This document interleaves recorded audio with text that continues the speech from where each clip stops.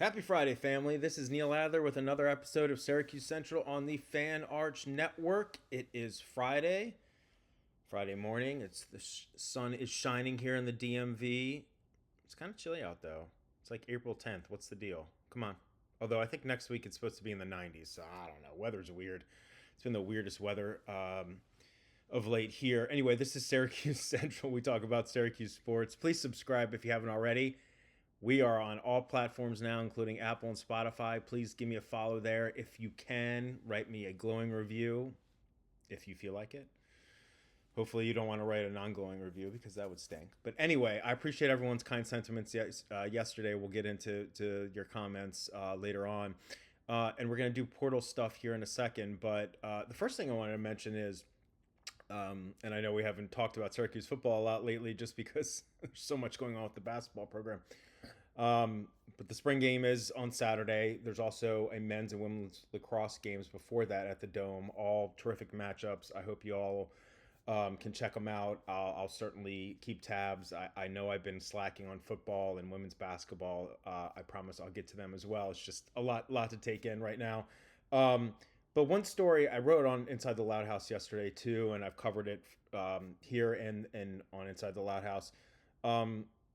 It's a story that is kind of ongoing, and it has to do with money. And look, given the transfer portal and roster budgets and everything, the financial components of rosters is just they are imperative. They're critical, and Jerry McNamara, the new head coach at Syracuse men's basketball, has talked about he thinks they'll be solid. There have been reports that Syracuse men's basketball is looking for $9 to $10 million in total funds for its roster this coming season. It could end up being more than that.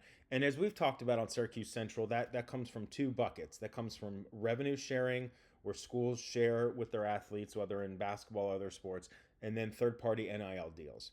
And in terms of the NIL stuff, I've mentioned this here a couple times. There's a collective right now, an NIL collective, that focuses on football called SU Football NIL. There is not a collective that focuses on other Syracuse sports. Orange United did that. It closed up shop last fall. I'm hearing rumblings that there might be a new collective being announced soon. I've pressed SU Athletics multiple times recently and in recent months, frankly, about this. They don't really respond. Maybe it's because I'm unimportant and or they've got some coming up soon and they don't want to spill the beans, so to speak. And I've asked around some other people and nothing's concrete. But I guess my main point here is that, and I talked to when Orange United closed last fall, I talked to some experts about this, and they told me that third-party NIL is critical to supplement direct revenue sharing. And so let's say that Syracuse is eyeing around $10 million this year. Maybe half that roughly could come from rev share. They need to make up the other half through third-party NIL stuff. And it doesn't have to come through a collective. Like, I know, I think Mike Waters and his team at Syracuse.com have reported on Vinny Lobdell, the booster, getting a group together to try and raise $4 to $5 million. So that's great. And I know Syracuse has done a grassroots campaign internally that's raised, and it's been matched by Vinny Lobdell and another booster, and that's raised or is hoping to raise several $100,000. But I believe that campaign would go towards rev share, would not be for third-party NIL. And Vinny's group, I haven't talked to him, so I don't know if it is like an ongoing thing or it's just for this first season, but they need third-party NIL to be strong year after year. And I think that, again, you can do it, with a guy like Vinny Lobdell and his group, and that's great, and he's awesome. You can do it through individual donor, Adam Weitzman, if he's going to get back on board, I don't know. But I think to be successful, really successful at this, you need a collective. And the other thing is, from a fan perspective, I've had a ton of fans, both when Orange United closed last fall and more recently with GMAC and everything, that have said to me online, like, where do I donate? Like, it's one thing if they want to donate to SU Athletics directly, and that would, again, go to, like, rev share, one of their different funds or whatever. But in terms of third-party NIL, how do people do that? Like they used to be able to donate to Orange United, and they can donate, I believe, to SU football NIL. But and I have also heard rumblings that maybe SU football NIL could expand into other sports, or maybe it even has done some basketball deals. But I don't have anything concrete, so I'm just kind of speculating here. But a collective to me is the way to go. And it's the easiest way for fans to donate. It's the easiest way to facilitate these deals. These NIL deals have to be approved by the College Sports Commission's clearinghouse called NIL Go. And there's been like, not controversy. I mean, some deals don't get, like, they have to be legit deals. And I just think that Syracuse, to capitalize, to seize on McNamara's momentum, and just frankly make sure that all Syracuse sports are taken care of from an NIL standpoint, not a rev share, an NIL. They need a collective. So we'll see. I'm going to be honest with you. I find it rather irritating that I reach out to people at SU Athletics and they just ignore me on this. Again, I know I'm probably not the most important media member covering Syracuse sports. And I also know that they might be, waiting to announce something their own. But they don't even respond half the time. And I just think, frankly, I would tell it to their face. Like, it's rude. Like, at least respond back to my requests, my texts, my emails, and be like, hey, we got something cooking. We'll have it for you soon. But like, I asked for, media interviews with the new AD, whatever. And again, I know I'm Neil Adler. I'm a nobody, but it's to me, and I'm not like out to get SU Athletics because that's my alma mater. I love Syracuse sports. I just think as someone who's been a journalist, I've also done public relations I think it's a bad look to just like not respond. Like, at least, anyway, I'll get off my high horse now. The bottom line is it's not about me, but they need a collective in place so fans know where they can donate for NIL purposes, and that I think would be a more concrete structure moving forward rather than like piecemeal stuff here and there. Like, if Vinny Lobdell and Adam or whoever, like big boosters, get groups together and like raise millions of dollars like year after year, that's fine, but they have to go through the clearing. I don't know. I just feel like it'd be better if it was like an official organization. My take. All right. So next two segments, we're going to talk. So the biggest needs for Syracuse in the transfer portal are clearly point guard / combo guard and center. So far, their roster looks like this: Kyan Anthony, Sadiq White. I'm gonna butcher his name again, even though people keep pronouncing it for me. Mamutovic, the Slovenian wing, and then you've got the two Siena transfers. And that's fine. That's a fine start. And people are freaking out. They're like, "Oh my God, all we have is Siena guy." And I'm like, dude, they have 5 players. They can have 15. Give it some time. But in terms of guards, I mean, Syracuse has been linked to a bunch of them. I've written about it on Inside the Loud House. They could be behind the scenes looking after other European guys or high school commits like Ryan Moshe. But they have been linked to multiple guards in terms of, reaching out or whatever, showing interest. And, I'm not going to get into every single one because I could go on forever about this. But a couple that I think are interesting, Alex Wilkins, a freshman guard from Furman. He averaged nearly 18 points per game this season. I think, let me just make sure I get this right. So Furman played UConn pretty close in the NCAA tournament, and he scored 21 points on UConn. It was a 15-2 matchup. So that's kind of an interesting one.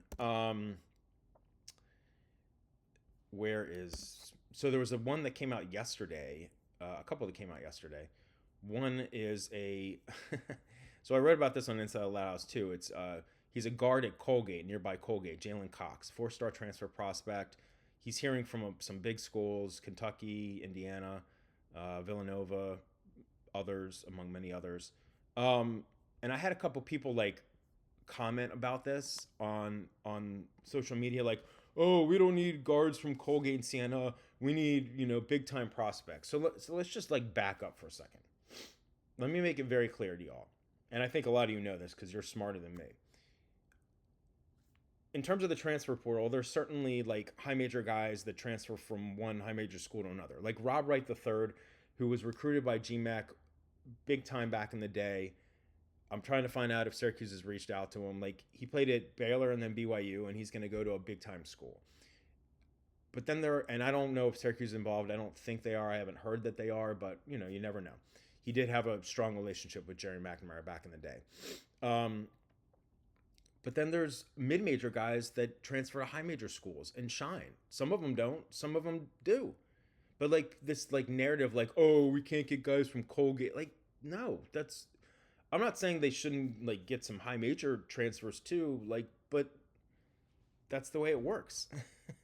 There's a lot more well, I don't know if there's a lot more. There's so many transfers, and I don't know the ins and outs of every single one. But there's a lot of mid majors that go up. So Anyway, Jalen Cox, he averages 18 points a game, shoots 37% from three. I get it. He was on the All Patriot League first team. There's just so many, in terms of guards. Another one is Del Jones. He plays at Radford. His freshman year, he played at Clemson. He's heard from Syracuse.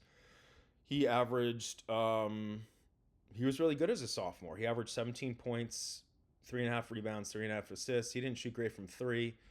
Great free throw shooter. That could be someone to look at. But, other potential other ones, there's some that I've mentioned in the past that held Syracuse offers that maybe they could be linked to, again, like a Rob Wright, like a DJ Wagner from Arkansas, like Caden Mingo. I don't think Syracuse ever offered in the past. But he goes to Penn State, and Penn State's associated coach is now at Syracuse. So you do the math. This guy, Garway Dual from McNeese State. Jaleel Bethia from Alabama, who was, I don't remember if he was recruited by GMAC or not, but he was recruited heavily by Syracuse back in the day. I think he started at Miami, and then he's at Alabama now. Chance Westry, a former Syracuse guy. I mentioned Rob Wright. So, Jeremiah Wilkinson from Georgia. I can't remember if I mentioned him earlier this week on Syracuse Central, but Syracuse was expected to be involved with him, and if I'm not mistaken, he's the one where Michael Carter Williams is his agent. I'm going to totally butcher this.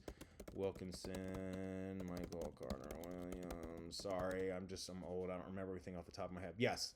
Yeah, Michael Carter Williams, the former Syracuse star point guard, his agency represents Wilkinson. So, take that for what it's worth. There's a ton of guards out there. Syracuse could get a mid-major one, a high major one. They could get a European guy. They could get, high school recruits. Who the heck knows how it's all going to shake out? But Syracuse has been linked with a lot of them, and we'll just see how it plays out. But in terms of centers, centers and point guards command the most money, and centers probably command the most money at anyone. I've seen reports like, for the top ones, like 3-4 million. And I don't know if Syracuse is going to get one of the top ones. And from what I've read, like the transfer center market is kind of maybe is not quite as strong as other position groups. One guy that Syracuse fans were speculating on was JP Estrella, who played at Tennessee.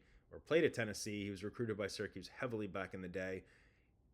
Word came out yesterday he's transferring to Michigan, and I saw reports that he could get a couple $1 million, and he's solid. I think he averaged like 10 and 5, but geez, a couple $1 million.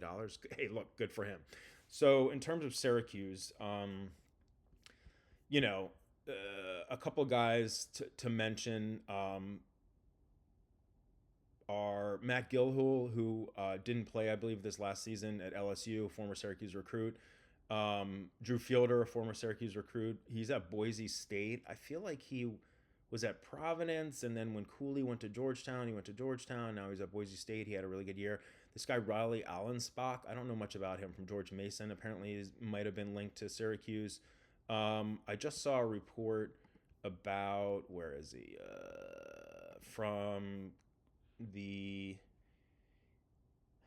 X account, College Basketball Content. He's a freshman from Croatia by the name of Tomislav Buljan, New Mexico freshman. He's 6'9", so he might be more of a power forward. According to this, I haven't had a chance to do a lot of research because I just saw this right before I taped. But he averaged 13 and 10, and Syracuse has reached out to him. So again, he might not. The other thing is Syracuse could definitely like rely on like a platoon of centers that are maybe like hybrid power forward slash centers, maybe not traditional centers, kind of like this past year with William Collier III and Akira Soare and even Donnie playing a little bit of. By the way, Donnie's getting a ton of blue blood interest. Gotta love that. Hey, listen, more power to him. But yeah, so in terms of centers, like I don't even know if they were really involved with Australia this time around. But again, they could look overseas. They could look the JUCO route. I don't think they're necessarily looking for a starting center in the high school 2026 class. But another guy that I've seen mentioned in chat rooms, and I think Mike McAllister at 24/7 Sports had something on it too, is Najee Hines, a center at Seton Hall. It's tough. It's like I don't, you know, you see reports about, oh, well, this guy is linked to this team or whatever. It could just be like a phone call. We don't know about visits. You don't know the level of seriousness. I guess the only thing I'll say is, like, because some fans are like freaking out, like, oh, we don't have a ton of commit. Like, the portal's been open since Tuesday. It's open until the 21st, but guys don't have to commit by the 21st. So, and I'm not saying if we don't start to see some commits rolling into next week, then I'll be like, what's going on here? But they've got 5 guys on the roster. We don't know about Nate Kings, although I assume he's probably not coming back, even if he gets a waiver, just based on the guys they brought in, the Mamu Tovit and Gavin Doty. I don't see him coming back, but I could be wrong. But let's just see how things play out. All right, so viewer comments. So first of all, I really appreciate y'all said some nice things about me when I bragged about being on Apple and Spotify, although I really had nothing to do with it. But Tim wrote, congratulations, love you, Tim. You can't fix stupid 7443, greatest handle ever. Congrats to you and Sadiq. Both of you tick all the boxes, dude. That's so nice. First of all, I don't check all the boxes. I'm a nobody, but I like to have fun with this. Sadiq's awesome. I actually wrote on Inside the Loud House yesterday, later on in the day, about how I think Sadiq's going to be a terrific fit at Syracuse. He's already at Syracuse, but under GMAC, just based on both their mentalities. They're both grinders. They're both winners. They're both tough. They both die for loose balls. Like they have the same mentality. Sadiq's going to fit well in Jerry's culture, in my opinion. Mike Gross writes, congrats, Neil. Keep up the good work. Love you, Mike. Mamutovic sounds exactly right. See, like I feel like it's either Mamutovic or Mamutovic, like TCH. Who knows? My man Cohen Clan writes, congrats, Neil. Well deserved, buddy. Love the pod. Go Cuse, go Orange. Much love, my brother. And here we go. My Mac writes, I was, because this is a topic I was just talking about. My Mac writes, Brant writes, Neil, I was wondering if you could explain the difference between NIL and rev share, more importantly, how they get allocated differently between each sport within the school. Maybe it's all discretionary, just curious if you know. I know some. Syracuse doesn't say a lot. They're a private school, but to be fair, even public schools don't say a lot about this stuff. I mean, you see reports or whatever, but here's the deal, my Mac / Brant. So when the House antitrust settlement, with the NCAA and 3 different suits was settled last summer, that paved the way for schools to begin, as part of the settlement, to begin sharing revenue that they bring in, athletics departments bring in with their athletes. In the first year, the 2025-26 sports season, schools could share up to approximately $20.5 million. And so, that puts a strain on athletics departments because now they have to ensure that they have money to share with their athletes, but then they also have to have money to pay their overhead and for all kinds of other just operations of the sports. Now, certainly their, athletics departments, and we're talking about Syracuse athletics here, is raising money through, they have a $50 million fundraising campaign called Champion Cuse that was started February of 2025. They have other avenues. So like when people donate directly to SU athletics through one of these, that fundraising campaign or other whatever, but it's directly to SU athletics, it could go into different buckets per se, but that ultimately would be to help out with rev share. And Syracuse has never said how much it's allocating to each sport, but they have said, and they're not giving like percentages, but they have said the majority is going to go to football, which is like most other schools, unless you're a non-football school, like some in the Big East, for example. And then next up is men's basketball, women's basketball. And I don't know about the other sports because Syracuse doesn't say much. They really, for a school that, obviously has a terrific communications school, Newhouse, where I went, sometimes their PR staff within the athletics department really drives me nuts. But they have their own agenda. I get it. So that's rev share. And then NIL is like again, they're like name, image, like endorsement income, basically. Athletes can do deals with corporation, businesses, or stuff on social media, or appearances, whatever it is. It's making money off your name, image, and likeness. And those deals have to be, like I said earlier, have to be approved by NIL Go, the clearinghouse from the CSC. And again, a lot of times collectives facilitate these deals at schools around the country. At Syracuse right now, they have SU football NIL, but otherwise it's kind of piecemeal. But those are the two main buckets, and they are different. But they're both very important. And even John Waldhack last year talked about the importance of third-party NIL, even with rev share coming up, because it supplements it.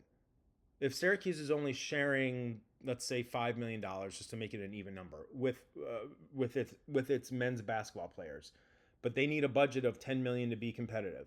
They need $5 million. 10 minus 5 is 5, right? I'm not a math. They need $5 million from somewhere else to get to that $10 million bucket.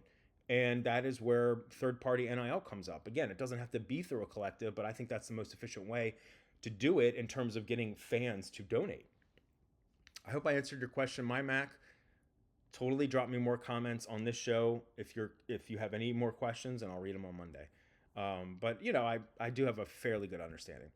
Tim48 writes Mamuto Vic, not Vitch. Okay, all right.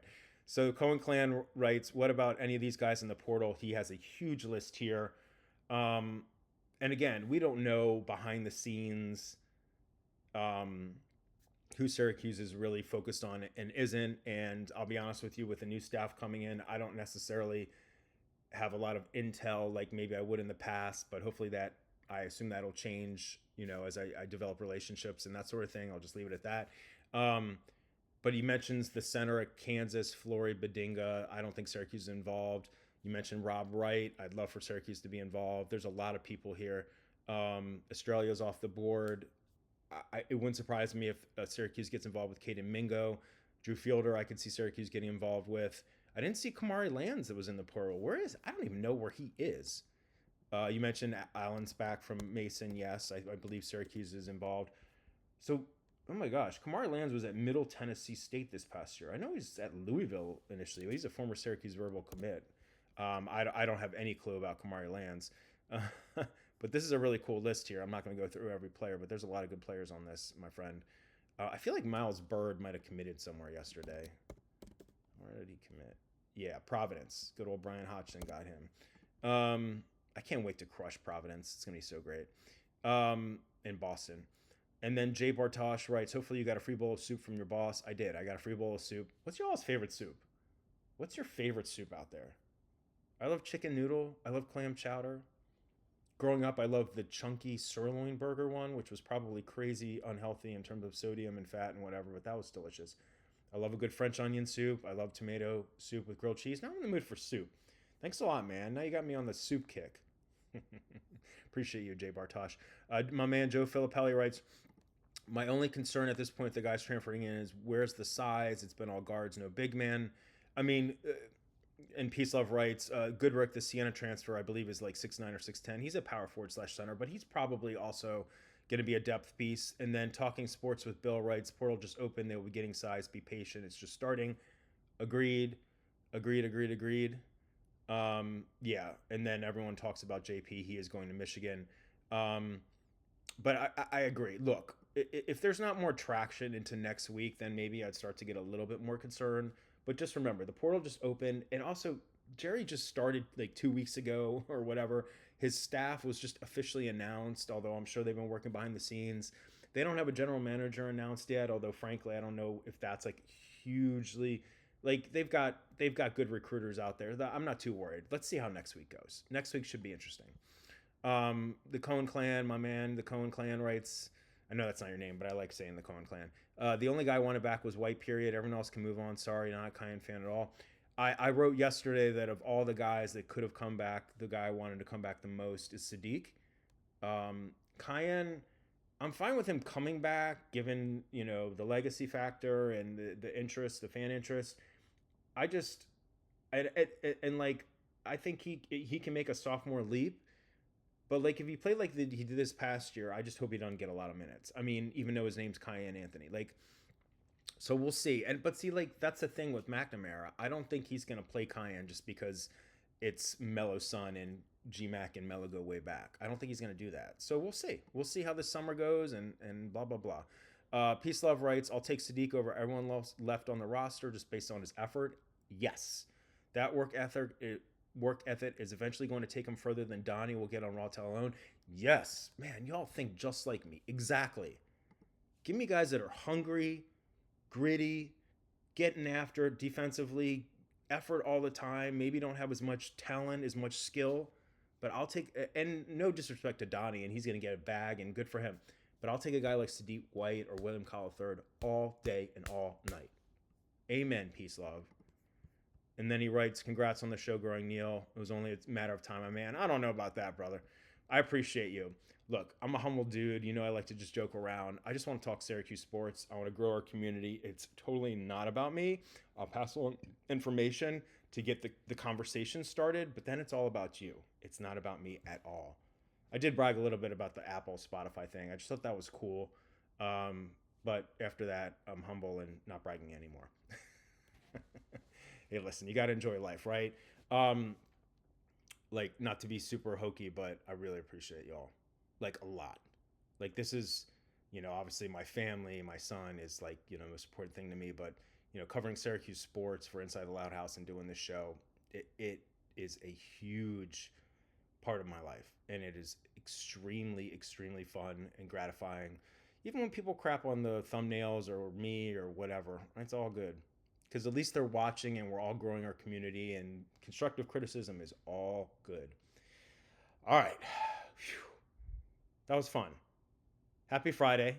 What's everyone doing this weekend? Drop me comments about what you're up to. Again, men's and women's lacrosse, followed by the spring football game tomorrow at the Dome. I'll try and get into all that stuff next week, at least mention it. But yeah, we'll keep on going with basketball, and we need to.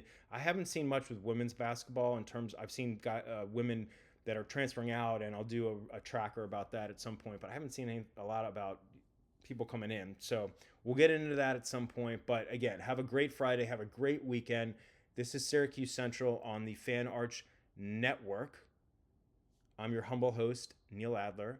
Please subscribe if you haven't already. Drop me comments always about what you want to talk about. And just keep in mind, we are on all platforms, Apple, Spotify. Please follow me there. Write reviews if you can. I appreciate y'all so much. Hey, be safe out there. Be kind. Hug your loved ones. I love you all. Take care.